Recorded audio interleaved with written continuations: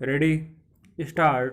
महोदय, आइए पर्यावरणीय कानून को लागू न करने के घातक परिणामों पर एक दृष्टि डालें।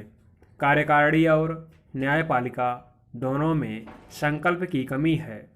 खेद है कि प्रदूषण नियंत्रण मंडल प्रदूषण नियंत्रण के लिए कुछ नहीं कर सके, और यदि उन्होंने कोशिश की तो उद्योगपतियों के दबाव में आकर राजनीतिज्ञ आड़े आ जाते हैं और अपराध के बड़े से बड़े मामले में भी अधिकारी कोई कार्रवाई नहीं करते, चाहे प्रदूषक उद्योग निजी क्षेत्र के हों या सार्वजनिक क्षेत्र के।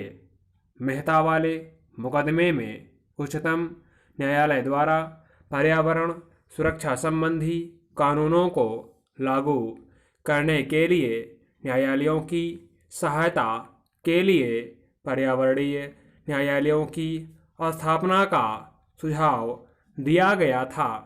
न्यायमूर्ति भगवती के अनुसार पर्यावरण प्रदूषण पारिस्थितिक क्षति और प्राकृतिक संसाधनों से संबंधित झगड़ों के मुकदमे दिन पर दिन बढ़ते जा रहे हैं और इन मामलों में वैज्ञानिक तथा तकनीकी आंकड़ों का मूल्यांकन आवश्यक होता है।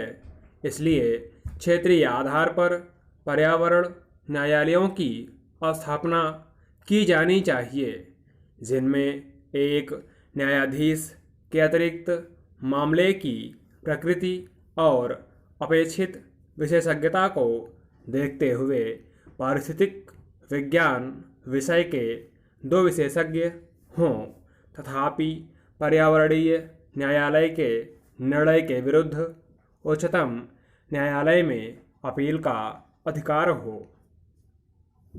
प्रदूषक उद्योगों में शक्तिशाली निहित स्वार्थों के कारण श्रीमती मेनका गांधी पूर्व पर्यावरण एवं वन मंत्री भारत सरकार के समर्थन के बावजूद इस प्रस्ताव पर कार्रवाई नहीं की गई।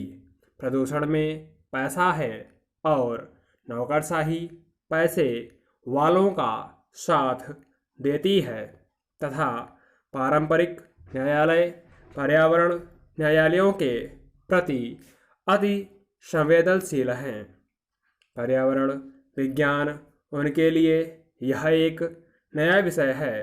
न्यायालयों के इस विषय से अनभिज्ञ होने से हानि होती है और नकारात्मक दृष्टिकोण के कारण न्यायाधीश ऐसे मामलों में यथास्थिति बनाए रखने, स्थगन आदेश देने या मुकदमा खारिज करने जैसा आसान तरीका अपनाते हैं। उच्चतर और उच्चतम न्यायालय के कुछ न्यायाधीशों ने इस दिशा में प्रशंसनीय कार्य किया है, किंतु पारंपरिक न्यायालयों के विद्वान वकील प्रदूषण नियंत्रण के संरक्षक नहीं हैं, क्योंकि वे कानूनी प्रक्रिया संबंधी जोड़ तोड़ में लगे रहते हैं और उन्हें का बनाम खा के पारंपरिक मुकदमों से ही फुर्सत नहीं मिलती और ना ही उनमें पर्यावरणीय मामलों को निपटाने की विशेष योग्यता होती है। सामाजिक कार्यकर्ताओं द्वारा दायर किए गए सामाजिक न्यास संबंधी मुकदमों की सुनवाई के लिए उनके पास समय कहाँ है। इसका असर सारे समाज पर पड़ता है, जिसमें न्यायाधीश भी शामिल हैं। अन्य लोगों की तरह उन्हें भी दूषित वायु में सांस लेना पड़ता है, प्रदूषित पानी पीना पड़ता है, वनों की कटाई और रेगिस्तान का वे भी रोना रोते हैं और प्रचुर मात्रा में उपलब्ध अनेक नैसर्गिक लाभों से वंचित रहना पड़ता है, लेकिन प्रकृति का आनंद लेने के लिए कवि जैसा संवेदनशील हृदय होना चाहिए, जो जीवन की कविता से परिपूर्ण हो, जिसमें विश्व बंधुत्व की भावना, प्रकृति से एकात्मकता और प्रत्येक मानव के जीवन के अधिकार के प्रति प्रेम हो। कभी कभी न्याय करने वाले को न्याय और उसके विविध आयामों की जानकारी नहीं होती। स्टॉप।